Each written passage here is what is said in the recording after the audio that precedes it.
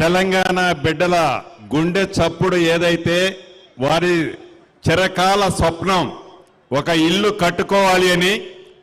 ఈ కార్యక్రమాన్ని లాంచ్ చేయడానికి ఇక్కడికి విచ్చేసిన మనందరి అభిమాన నాయకులు మన ముఖ్యమంత్రి వర్యులు పెద్దలు రేవంత్ రెడ్డి గారికి వేదిక మీద ఉన్న సహచర మంత్రివర్యులు ఉన్నారు,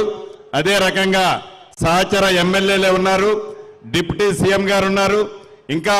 చాలా మంది కార్పొరేషన్ చైర్మన్లు, ఇంకా ఇతరత్రి అధికారులు, ఈ కార్యక్రమానికి హాజరైన నా ఆడబిడ్డలు, అన్నదమ్ములు, మీడియా మిత్రులు అందరికీ మనస్ఫూర్తిగా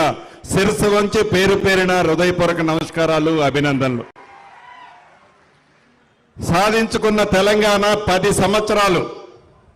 ఆనాటి ముఖ్యమంత్రి గాని ఆనాడు కేబినెట్లో ఉన్న మంత్రులు గాని వాగ్దానాలు చేయటమే తప్ప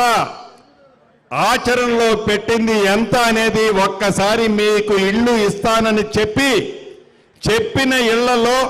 ప్రతి నియోజకవర్గంలో ఎన్ని ఇళ్లు ఇచ్చారో ఒక్కసారి మీరే ఆత్మ పరిశీలన చేసుకోవాలి. ఆనాడు ఇందిరమ్మ రాజ్యం ఉన్నప్పుడు ఉమ్మడి ఆంధ్రప్రదేశ్లో సుమారు 38 లక్షల ఇళ్లు ఇందిరమ్మ ఇళ్లు ఇస్తే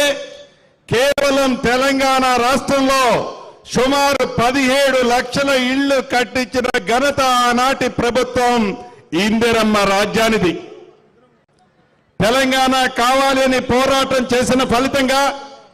శ్రీమతి సోనియా గాంధీ గారు కాంగ్రెస్ పార్టీ తెలంగాణ రాష్ట్రాన్ని ఇచ్చిన తర్వాత వచ్చిన తెలంగాణ రాష్ట్రంలో 10 సంవత్సరాలు కాలయాపన చేసి డబుల్ బెడ్రూమ్ అనే ఒక బొమ్మను చూపించి కేవలం బొమ్మ వరకే పరిమితం చేసిన ఆనాటి ముఖ్యమంత్రి గారు ధనిక తెలంగాణ రాష్ట్రాన్ని 7 లక్షల కోట్లు అప్పులు చేసి ఆ అప్పుల భారాన్ని మనమెత్తిన ఈనాడు పెట్టిన ఆ ప్రభుత్వుడు చిట్ట చివరికి